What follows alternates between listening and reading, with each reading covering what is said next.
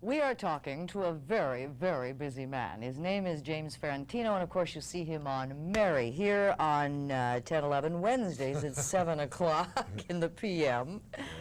And you know, this guy, he's a terrific actor. He really is a very strong actor, noted really for his dramatic roles, I must say. You seemed an unlikely choice to play managing editor Frank DeMarco in Mary. How did the audition go? How did you get selected, James? Sometimes the most unlikely choices are the ones that work out the best, fortunately for me. It worked out simply, not simply, there's a series of events, and if you want me to go through that, I will. It started with Sins, and it seems like a hype because I'm doing publicity for both pictures, or both the picture and the series. But when I was doing Sins in Paris with Joan Collins, we had a scene that required, from my point of view, something light, a twinkle, a light scene, and it was our introduction scene where we first meet. And they shot it that way, and it turned out to be quite delightful and nice, and everybody enjoyed it. And I came back from finishing shooting on Sins, and I got back here, and I got a call from CBS. Harvey Shepard and Gene Guest had called me and said they would like me to do this new series called Mary, but it wasn't up to them to make the decision. They had just seen this scene of me and Joan, and they loved the lightness of it, and they thought I could play this character of Frank DeMarco. But it wasn't up to them. It was up to Mary and MTM to make the decision. They had read a lot of actors, and they had postponed twice because they couldn't find the guy to match up with Mary. And I read the piece, and I loved it. I loved this character immediately, and I said, I will definitely read for them if that's what they want. I said, what I'd like to do is meet with Mary alone for about an hour first and see if we click. If we don't click, what's the point of reading? And we did.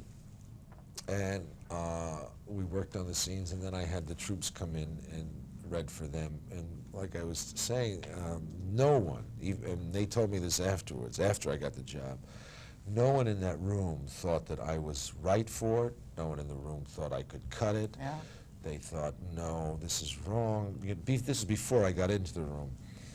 And as soon as I walked in there, I could feel that, and it's something an actor, you know you got it, or you know it's not there. I knew as soon as I walked in I had it, because they went, whoa, wow, this is the guy. Well, you know, the critics are now saying that there's a chemistry that is working between you and Mary. Yeah. And I'd like you to set up this scene where Mary comes to ask you for a raise.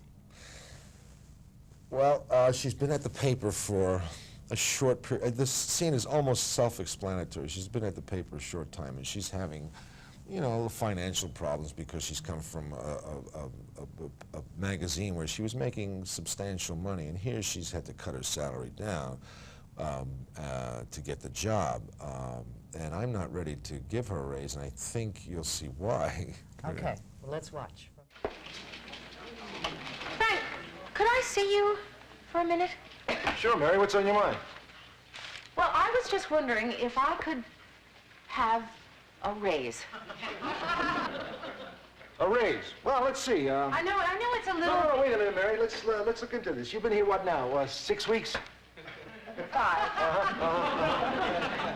And you haven't gotten any raises since you started?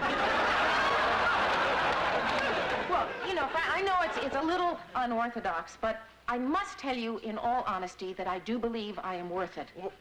Well, Mary, could you just wait a couple of weeks? You're in line for senior editor. You did a very special program on CBS called Something So Right. Yeah. And I had the chance to chat with you about that. That's and you right. sat with a cup of what I thought was water at the time. And you were drinking this during the course of the interview, and you were sweating profusely. Yeah. And then I discovered and heard later that that was straight booze, that was Really? alcohol, When that was this? was vodka, that you had a little difficulty with alcoholism for a while. Not when I was doing Something So Right. That surprises me. If I was drinking vodka when I was doing an interview, that surprises me, because that... Well, your interview was brilliant. It was brilliant. Maybe I was so drunk I didn't know it. I don't know. But that's very rare for me. If I did that, I kind of don't remember that really. But my problem with Alcohol. I mean, it's not something I want to talk about because I've already talked about it. I mean, I got it out there because I don't want people, But you haven't had a searching it out drink for since me. Thanksgiving, right? No, since a year ago Thanksgiving. Terrific. No, but it wasn't Something So Right. Something So Right was the thing of a picture of love, and I had no problem with that. I may have been drinking on that show, but it certainly wasn't a problem. When I did a series called Blue Thunder is when the problem became very apparent to me.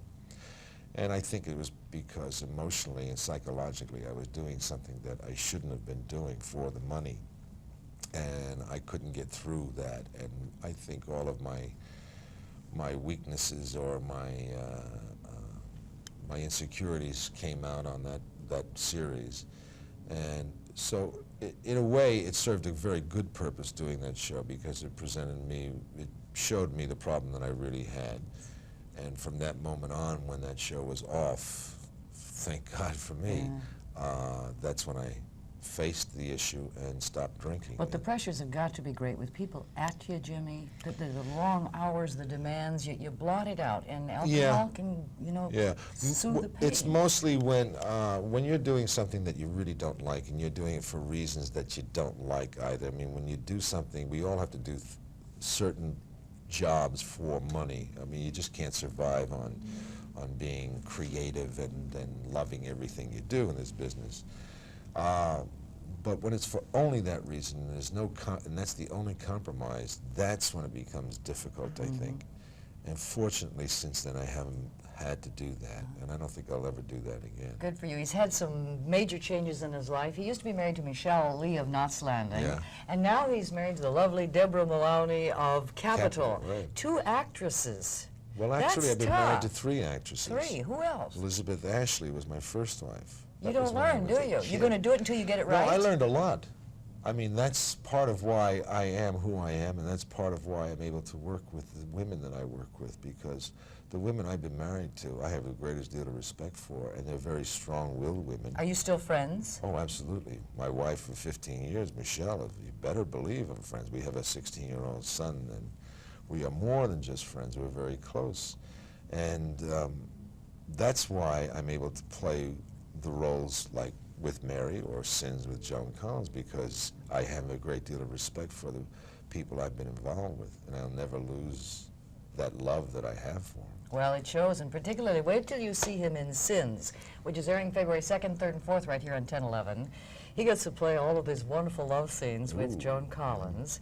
And is she as beautiful in real life as she looks on the screen? I'll tell you something about Joan. It's very interesting because when without the makeup on, and I've told her this too, she looks fresher and younger, in my eyes, than she does when she's glamorous. I mean, there's a great deal of sensuality and sexuality, as I feel, with a beautiful woman who puts on makeup. But when she takes the makeup off, she's well, you know, it's not fair. She's older than you, she's older than me, and she looks better than both of us. Yep. Why? It's in the genes. Do you think that's It's in the genes. What am I going to tell you? I don't think she works out all the time. I mean, I know she had a 50-pound gym with her that I don't think she opened the boxes of when we were in Europe. Well, let's give you a little sample here of his role in Sins. Perhaps you could set up this scene for us, James. This is the pre-sex or pre-love scene, right? Well, this is after we've just met, and there is this very strong physical attraction that we have for one another, and we're having dinner, and I think that it'll speak for itself after that. Okay, let's watch. I'm sorry my mother didn't buy the dress this afternoon. I did try. Yes, I know you did. She appears to me to be a woman who knows what she wants. You are, too. Yes.